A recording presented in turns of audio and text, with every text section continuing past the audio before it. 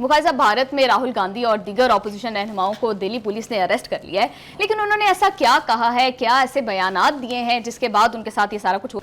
जी मुखालिफ साहब। देखिए, हिंदुस्तान के अंदर मोदी की बदकिस्मती का जो सफ़र है वो अब आगे से आगे बढ़ता जा रहा है, तेज से तेज सा होता जा रहा है। पहले उसने दिफाई एतबार से पाकिस्तान से जूतियाँ खाई, जिस पर हजीमत उठानी पड़ी, आंखें उठा के बात तक नहीं कर सकते जब उनके ऊपर क्रिटिसिज्म हो रहा हो, चाहे वो पार्लियामेंट हो चाहे पार्लियामेंट के बाहर हो। उसके बाद सफारती महाज में आपने देखा कि पाकिस्तान की जो डिप्लोमेसी थी उसने पाकिस्तान को आइसोलेशन से निकाला और हिंदुस्तान को आइसोलेशन में धकेला है जी। उसके बाद मीडिया, जिस तरह का मीडिया जंग के दौरान बिहेव करता रहा हिंदुस्तान का, वो आप सबके सामने है। और कितनी माफियाँ अब तक हो चुकी हैं उस अपने रवैये के ऊपर, वो भी आपके सामने है। तो सहाफ़ती एतबार से भी पाकिस्तान की सहाफ़त ने, चाहे वो सोशल मीडिया था चाहे वो मेन स्ट्रीम मीडिया था, एक मयार कायम किया है जंग की रिपोर्टिंग के हवाले से भी और इवन अदरवाइज भी। तो आप देखें हर तरफ से उनको मार पड़ रही है। जो भारत है इसको कहा जाता था मदर ऑफ डेमोक्रेसी, क्योंकि एक रवायत है जो बिलाशुबा ठीक थी कि जीतने वाला हारने वाले को से ये तवक्को रखता था कि वो मुबारक देगा और देते थे, और कभी किसी ने इलेक्टरल प्रोसेस के ऊपर उंगली नहीं उठाई थी जी। लेकिन ये मोदी वाहद बदकिस्मत वज़ीर आज़म है जिसके दौर में इलेक्शन कमीशन, जिसकी गैर जानबदारी की दुनिया में मिसालें दी जाती थी, उसके इलेक्शन कमीशन का वो हाल कर दिया है राहुल गांधी ने और उनकी बहन प्रियंका गांधी ने कि एक एहतजाज का सिलसिला है जिसका आगाज़ हुआ है, जो कि अब रुकने वाला नहीं है जी। राहुल गांधी का कहना यह है कि ये लड़ाई है वन मैन वन वोट की, और इस हवाले से आरएसएस ने और मोदी की हुकूमत ने इलेक्शन कमीशन के ज़रिए जो वोटर लिस्ट के साथ खिलवाड़ किया है उसकी दुनिया में कहीं कोई मिसाल नहीं मिलती। और वो ये कहते हैं कि हमारे पास इतने सबूत मौजूद हैं कि इसको एटम बम कहना चाहिए जी। अब ये एटम बम से तशबीह देने का मतलब ये है कि वो किसी हल्के प्रेमिसेस पर बात नहीं कर रहे हैं। आपको लगता है कि उनका दावा सच साबित हुआ है कि वाकई ये एटम बॉम्ब साबित हुआ है या फिर एक डट बॉम्ब साबित हुआ है? देखिए, ये सर्टनली एक एटम बम इसलिए है कि मैंने आपसे कहा कि भारत की तारीख में इंतखाबात के हवाले से और इलेक्शन कमीशन के रोल के हवाले से मिसालें दी जाती थी जी। अब वो जिन शवाहद की बात कर रहे हैं, अगर वो ठीक है तो उसका मतलब ये है कि मोदी ने वहाँ का जो इलेक्टरल प्रोसेस है उसको भी परागंदा किया है, और जिस तरह के इल्ज़ाम लगा रहे हैं वो कि वोटर लिस्ट के साथ जो खिलवाड़ हुआ वो तो अपनी जगह है कि एक आदमी 5 जगह रजिस्टर्ड है, 5 जगह उसने वोट भी डाला हुआ है, ये सब कुछ उनके पास, एक घर में 80 वोट रजिस्टर किए गए हैं। तो ये एक तरह से बहुत बड़ा खिलवाड़ मोदी साहब की और मोदी साहब की हुकूमत के साथ होने जा रहा है।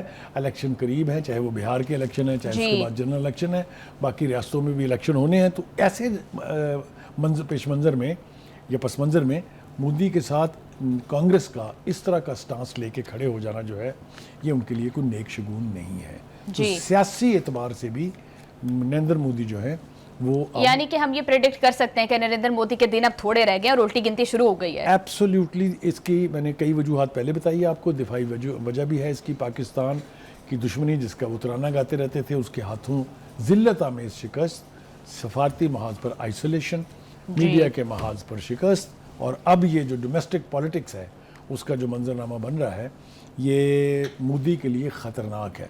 मोदी की जमात बीजेपी और इसके पीछे जो इंतहा पसंद तंजीम आरएसएस है, इन सब के कानों में मेरे ख्याल से ख़तरे की घंटियाँ अब बजनी शुरू हो गई हैं और बजनी चाहिए। जी बुखारी साहब, इसके अलावा अभी वीकेंड पे इंडियन एयर चीफ ने बड़ा ही एक मज़ाक़ा खेज़ क्लेम किया है कि पाकिस्तान के 6 तैयारे उन्होंने मार गिराए हैं, लेकिन इस पर उन पर बहुत इंटरनली भी बहुत तनकीद हो रही है और इंटरनेशनली भी कि पाकिस्तान ने तो जब ये बात की थी तो हमने एविडेंसेस दिए थे इसके, उन्होंने अपनी बात को, अपने क्लेम को किसी भी एविडेंस से बैक नहीं किया। 2-3-4 चीज़ें तो इतनी अपेरेंट हैं कि आप किसी भी चलते हुए आम आदमी के सामने रखेंगे तो उसको भी समझ आ जाएगी। भाई आर्मी चीफ साहब, आपका दिमागी तवाज़ुन ठीक है, आपको 3 महीने लग गए ये इल्म होने में कि पाकिस्तान के तैयारे भी गिरे थे। आपका अपना मीडिया ये कह रहा है, आपके जो तज्जिया निगार हैं वो आपके ऊपर यूं हाथ, वो पंजाबी में कहते हैं ना फिटे मुँह, वो फिटे मुँह कर रहे हैं कि 3 महीने के बाद आप ये कह रहे हैं कि हमने भी पाकिस्तान के 6 तैयारे गिराए हैं। आपने जो पहली प्रेस रिलीज जारी की थी उसमें तो कहीं जिक्र ही नहीं है जी।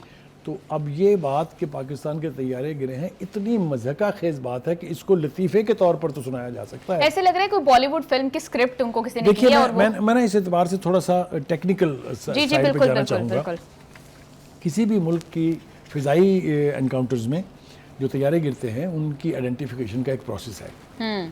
पहला प्रोसेस ये है कि तैयारे का मलबा मिलना और जहाँ वो गिरा हो वहाँ के ऐनी शाहिद जो लोग हैं वो सबसे बड़ा सबूत होता है। जैसे हमने फुटेजेस दी थी डेब्रीज की, हमने फुटेजेस हर एक तैयारे की भी दिखाई और बाकी भी जो नुकसान उनका हुआ है। दूसरी तरफ है रेडार और फ्लाइट का डाटा। ये इंटरनेशनल जगह एक रजिस्टर होता है, इसको छुपाया नहीं जा सकता है। लिहाजा यहाँ भी हिंदुस्तान के हमारे तैयारे गिराने का कोई शवाहद मौजूद नहीं है। ये जो तीसरा है वो है सैटेलाइट और ISR। ISR is intelligence, surveillance और रिकनाइसेंस। ये 3 प्रोसेस हैं जिसके ज़रिए इस किस्म की किसी हवाई जंग, फ़िज़ाई जंग के नताइज को इकट्ठा करके एनालाइज किया जा सकता है। उसके बाद है जी वेपन फ्रैगमेंट एनालिसिस, कि दुश्मन ने किस किस्म के यानी टेक्नोलॉजी इस्तेमाल की, किस किस्म के वेपन्स इस्तेमाल किए, उसकी एविडेंस मिलती है। क्योंकि जब वो वेपन के टुकड़े वुकड़े मिलते हैं, पार्टिकल्स मिलते हैं, तो उससे साबित हो जाता है कि कौन से मुल्क के हैं। Last but not the least, सरकारी सतह पर और गैर जानिबदार जो इंटरनेशनल इंस्टीट्यूशंस हैं उनकी तरफ से तस्दीक जी।